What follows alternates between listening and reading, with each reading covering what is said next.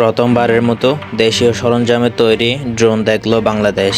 হ্যাঁ, এই ড্রোনটির নাম KX-2। এই ড্রোনটি বাংলাদেশ সীমান্তে নজরদারি করার পাশাপাশি 60 কিলোমিটার বা 82 কিলোমিটার মর্টার শেল বহন করতে সক্ষম। এবং সুখবরের বিষয় হলো এটি অতি শীঘ্রই বাংলাদেশ সামরিক বাহিনীর বহরে যুক্ত হবে, যা বাংলাদেশ সামরিক বাহিনীকে তৈরি করবে আরও শক্তিশালী, আরও ভয়ঙ্কর।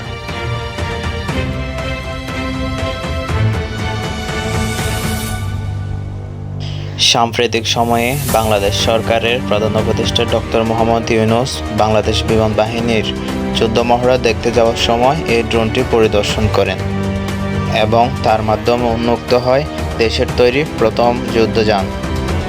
বর্তমানে বাংলাদেশ বাইরাক্টার TB2, যা তুরস্কের তৈরি ব্রহ্মস C8I ফ্যালকো ইত্যাদি ব্যবহার করে। আর KX-2 যদি বাংলাদেশ বহরে যুক্ত হয়, তাহলে বাংলাদেশ সামরিক বাহিনী আরও সুসজ্জিত হওয়ার পাশাপাশি দেশীয় সমরাস্ত্র শিল্পের বিকাশ হবে, যা দেশের সমরাস্ত্র কারখানা বিকাশ, জ্ঞান বিজ্ঞানের বিকাশের পাশাপাশি দেশের বিকাশ হবে।